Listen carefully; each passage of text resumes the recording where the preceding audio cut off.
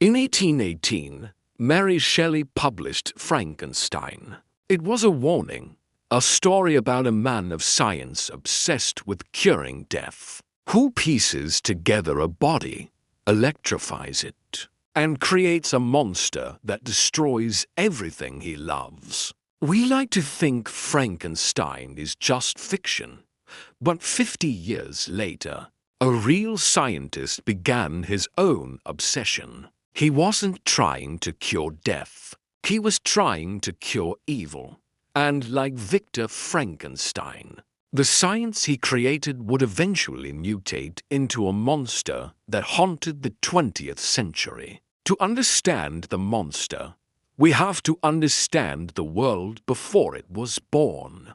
Before the late 1800s, if you committed a crime, say, you stole a loaf of bread, the justice system didn't care who you were. Crime was a moral failing, a sin. You stole because you used your free will to choose evil. The punishment was designed to hurt you enough that you wouldn't choose it again. Enter Cesare Lombroso, an Italian army doctor working in asylums and prisons. Lombroso looked at these sinners, and he didn't see free will. He saw biology. He saw destiny. He believed that people didn't choose to be criminals. They were born that way. Every mad scientist has an origin story. For Lombroso, it happened on a cold December day in 1870. On his slab lay the body of Giuseppe Villella. Villella was a notorious Calabrian brigand thief, an arsonist, a man the state considered irredeemable. Lombroso sawed open Villella's skull to examine the brain. But what he found on the bone stopped him cold. At the base of the skull, where there should have been a bony ridge, Lombroso found a small indentation, a ditch. In anatomy, it's called a median occipital fossa. You almost never find this in modern humans, but you do find it in rodents. You find it in lemurs. You find it in lower primates. Lombroso later wrote that in that moment, the room seemed to light up under a flaming sky. Let me quote him directly.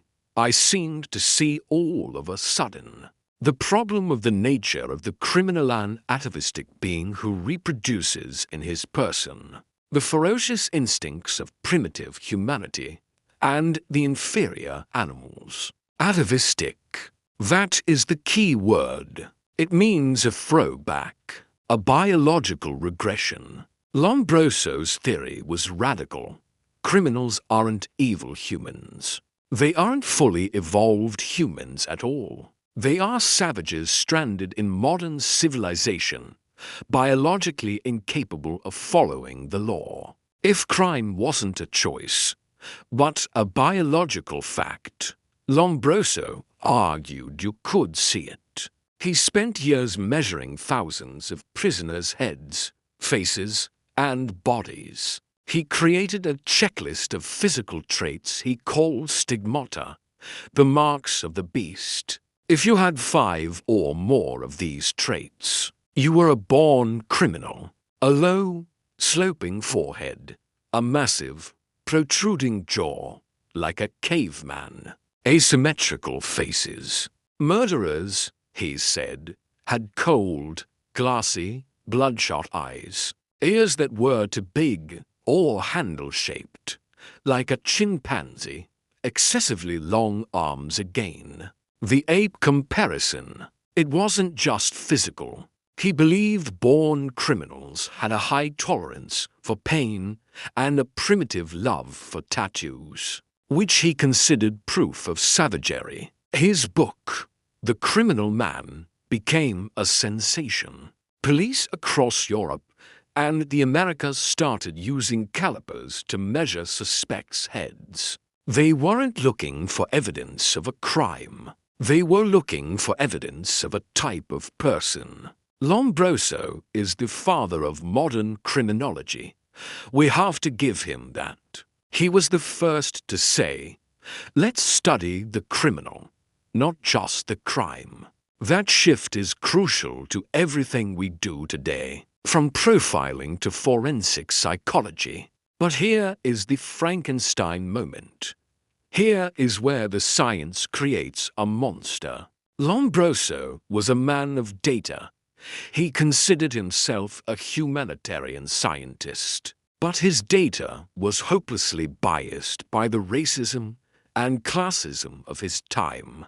Look at his stigmata again. The features he identified as criminal: protruding jaws, dark skin. Certain nose shapes were often just descriptions of poor people, Southern Italians, and non-white races.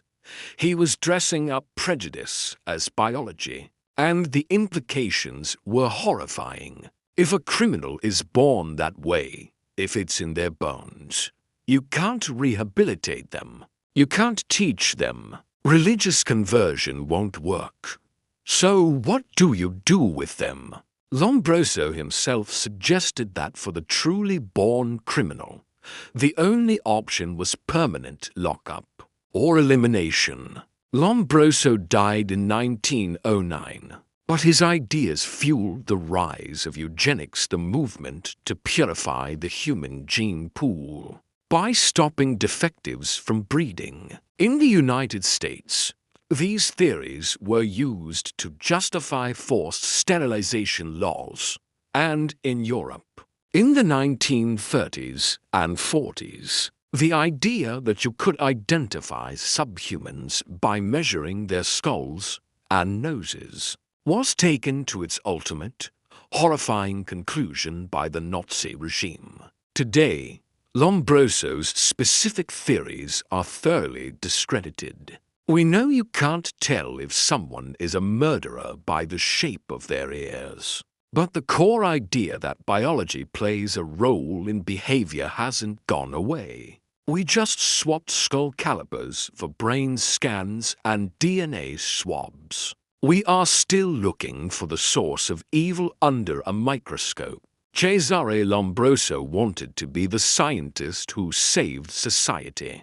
Instead, he served as a warning history has proven again and again. The most dangerous monsters aren't the ones made of stitched-together corpses. They are the ones made of bad ideas, legitimized by science. Thanks for watching. If you found this story fascinating, consider subscribing for more deep dives into the strange corners of history. See you next time.